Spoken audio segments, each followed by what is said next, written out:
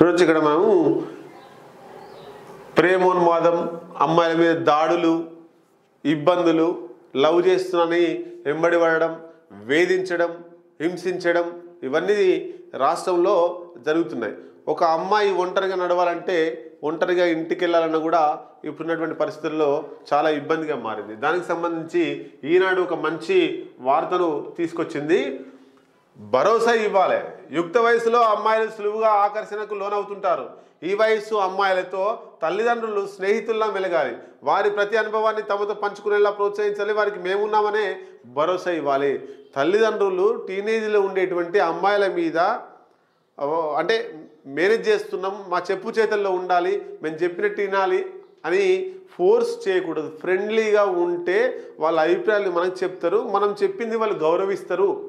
కానీ ఫోర్స్ చేసి మేనేజ్ చేసి మేము చెప్పినట్టే ఉండాలి అని రిస్ట్రిక్షన్స్ చేస్తే వాళ్ళు వేరే ట్రాప్లకు వెళ్ళిపోయే ప్రమాదం ఉంది. కాబట్టి అమ్మాయిల పట్ల, టీనేజ్ అమ్మాయిల పట్ల తల్లిదండ్రులు ఎంత ప్రేమగా, ఎంత ఫ్రెండ్లీగా ఉంటే అంత బాగా ఉండేటువంటి అవకాశం ఉంటుంది. చాలా సందర్భాల్లో అమ్మాయిలు వారి వేదనను బయటకు చెప్పుకోలేరు. వారి ప్రవర్తనలో మార్పులు గమనించి తల్లిదండ్రులే అర్థం చేసుకోవాలి, వారితో మాట్లాడి కష్టం తెలుసుకోవాలి. టీనేజ్లో ఉండేటువంటి అమ్మాయిలు వాళ్ళ అభిప్రాయాన్ని వ్యక్తం చేయలేరు, బాధపడుతుంటారు లోపల. అది బయటికి వ్యక్తం చేస్తే ఎలాంటి పరిణామాలు ఎదుర్కోవాల్సి వస్తుందని చెప్పేసి లోపల ఉంటారు. కాబట్టి తల్లిదండ్రులే వాళ్ళని అర్థం చేసుకొని ఏం ప్రాబ్లం వచ్చిందో సమస్యను పరిష్కరించాల్సిన అవసరం తల్లిదండ్రుల మీద ఉంది. ఎవరు ఎలా ఉండాలి, ఎంతవరకు ఉండాలి అనేది వివరించి చెప్పాలి. ప్రేమ వ్యవహారాలు తెలిసినప్పుడు చాలామంది తల్లిదండ్రులు అమ్మాయిని తప్పు అన్నట్టుగా చూస్తారు. అది సరికాదు. వేధింపులు ఎదుర్కొంటుంటే ఆమె పక్కన నిలబడి ధైర్యం ఇవ్వాలి. మీ బిడ్డ కాబట్టి మీరు ప్రతి విషయంలో ధైర్యం ఇచ్చి తప్పును తప్పుగా, ఒప్పును ఒప్పుగా, అది ఫ్రెండ్లీగా వాళ్ళకి చెప్పగలిగితే వాళ్ళ మనసు మారే అవకాశం ఉంటుంది. కానీ మీరు ఫోర్స్ చేసి చెప్పి శత్రుత్వం పెంచే అవకాశం ఉంటుంది. ఫోర్స్ చేయడం, నువ్వు అట్లా చేస్తున్నావు, ఇట్లా చేస్తున్నావు, ఇది తప్పు అని చెప్పి గట్టిగా చెప్పడం, అరవడం, కొట్టడం ఇవన్నిటి వల్ల కొంత నష్టం జరిగేటువంటి అవకాశం ఉంటుంది.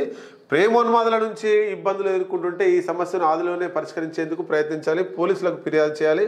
అమ్మాయి భవిష్యత్తుకు ఇబ్బంది అవుతుందనో, నలుగురిలో పరువు పోతుందనో భయపడి వెనుకంజ వేస్తే ఉన్మాదులకు మరింత అవకాశం ఇచ్చినట్లే.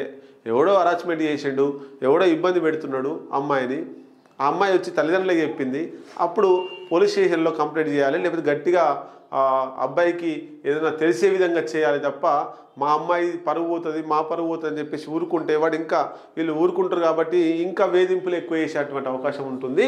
అయితే 100-112 అనేటువంటి టోల్ ఫ్రీ నెంబర్లు కూడా మహిళల రక్షణ కోసం వచ్చినాయి.